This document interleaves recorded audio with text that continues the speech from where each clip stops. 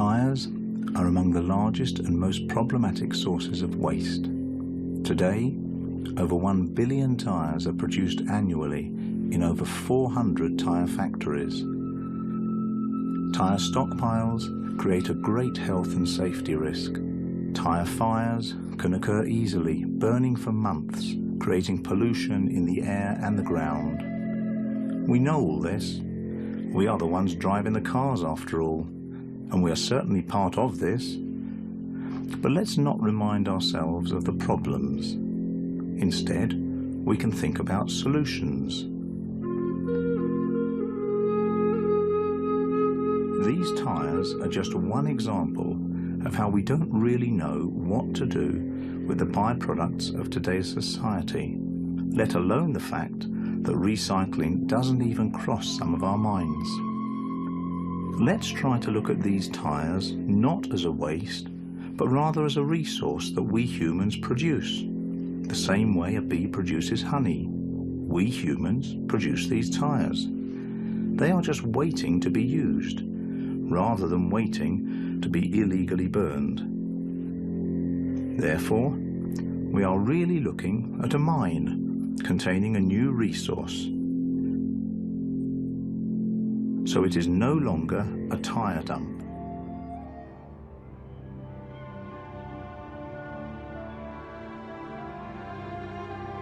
This is tyre pounding. You start by placing cardboard inside the tyre, then you fill it up with dirt and you pound it until the tyre bulges. Optical levelling. This is performed to define the height differences on ground elevation. To do this, you need a dumpy level on a tripod that gives you a perfect straight line into the distance, to then mark on a levelling rod the height differences. Spirit levelling.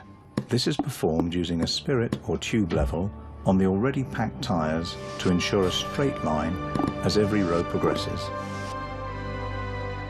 Porcupining. Before you add supporting cement, you need a bunch of nails around the tyre so that when the cement is added, it has something to stick to. Pre-made frames.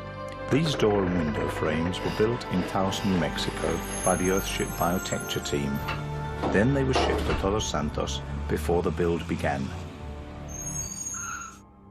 Can walls.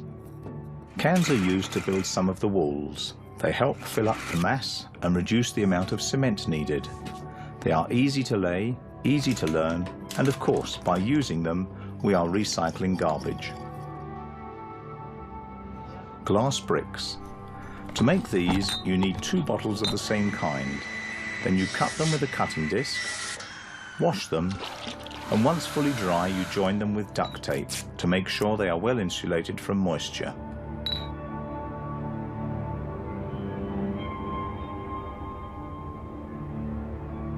Power organizing module. This module has everything you need to manage and distribute your captured energy efficiently for all house appliances and utilities. Batteries. The energy generated by the solar panels can be used while it's being produced. To have energy during the night and when weather conditions are not optimal, we need to store that energy in batteries. Solar panel. This solar panel is the first one out of 6. Each one can generate 200 watts, so altogether this Earthship will be able to cleanly generate 1,200 watts of power without burning fossil fuels.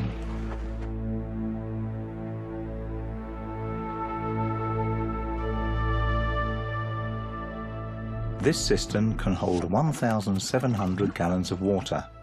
There are 3 more on their way, so the total amount of water held will be 6,800 gallons. Water heating panel. This panel captures sunlight in the form of heat, accumulating it. When water passes through a pipe made out of a metal conductor, the heat is transmitted to the water. Planter cells. These botanical cells filter grey water while acting as a watering system for a fruit, vegetable and herb garden.